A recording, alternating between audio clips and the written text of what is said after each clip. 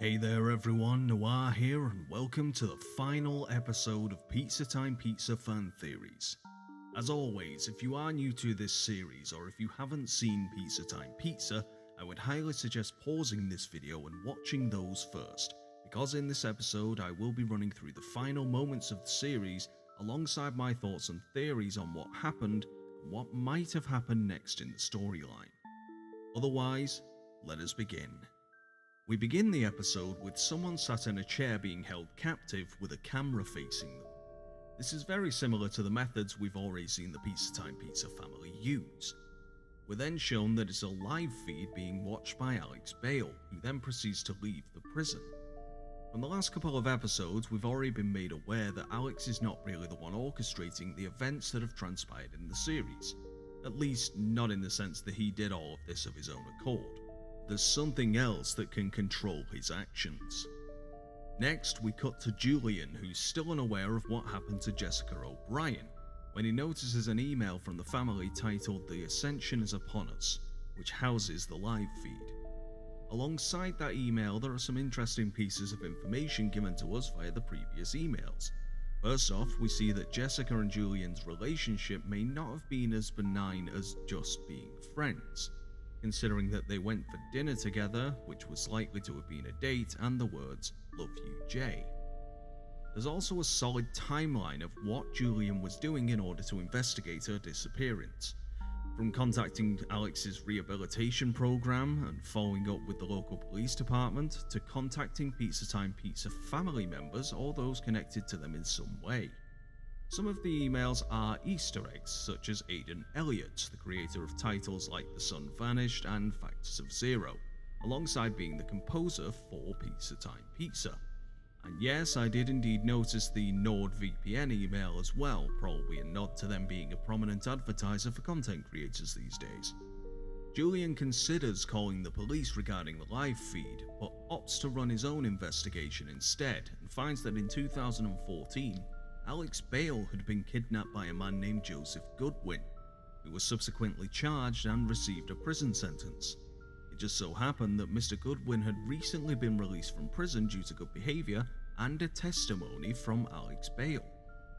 Julian decides to go to Goodwin's home to discuss current events and finds out that Joseph was previously plagued by the same thing that currently resides in Alex, and that he was also kidnapped by someone who gave the voice to him. The Ascension is solely a means to transfer ownership of the entity in Alex to a new host. Once the meeting was over, Julian sets about trying to find where the person may be being held, which he concludes to be a house in Pinebridge. Upon arrival, we see the door that was tormenting Alex in episode 9, meaning that he was likely remembering the event of his kidnapping in some way. Once inside, Julian realizes that the feed is in the same room, but clearly it's a recording rather than a live event. It turns out that Julian is intended to become the next host after he shows that he's willing to kill Alex once he learns about Jessica O'Brien's death. The switch is made, and the newly infected version of Julian proceeds to kill off Alex Bale. And that is where the episode ends. Now, before I go on to talk about the URL in this episode, I think it's better to talk about the idea of the voice first. We're informed that the voice last changed hands 5 years ago to the day, so at the time of the video, Halloween I'm guessing. It's still unclear why the voice needs to have a host that's willing to kill, let alone what its intentions are once it managed to find one. The cult, yes, for the love of God I'm calling it a cult, was merely a front to try and weed out a potential new candidate for the voice to infect. So the question is, why? Surely the voice is intelligent enough to know that if you're creating a group of killers that are just following orders because you have promised them sweet nothings, was hardly ever going to work. Therefore, was the original intent to infect a less useful host? Or was Jessica's involvement specifically designed to entice Julian into uncovering the truth? I mean, if the voice had infected Joseph previously via another host, how long has it been carrying out its transference?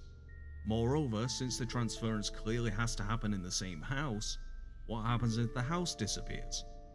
These are all questions that have been left unanswered, so naturally it's left for us to speculate on what happens next. Here's my idea. Julian has become infected. He's an intelligent host that is willing to kill and work alongside the voice. Considering that the need to kill is incredibly important, it's likely that Julian will go to kill off as many people as possible, and he already has an entire cult of loyal followers to use as fodder or as kidnappers. The latter is probably more likely since keeping up appearances and growing the cult is only beneficial at this point. If Julian decides that he doesn't want to carry out the will of the voice in future, he'll have a plethora of other hosts to choose from. Alright, the URL for this episode is /candidates. Password is list in all capitals, and it gives us this video. As you can see, it's a list of all the family members, and yes, as it states, I am indeed a member of the family. So to all of you naysayers in the comments section telling me that it isn't a cult and that I'm not worthy and everything like that, I'm not stupid, okay? Of course it isn't really a cult. But I say these things for comedic effect from time to time, and what's so wrong with that? Anyway, there is another link called Chat Room as well, and that one I'll leave for you to figure out. It's quite interesting. And there we have it, the end of Pizza Time Pizza Fan Theories. I hope you enjoyed it, and I would like to give thanks to both Alex Bale for creating an incredibly well done series, and of course, all of you who took the time out of your day to watch my analyses on the subject matter. Thank you for watching, and until next time people, keep on surviving.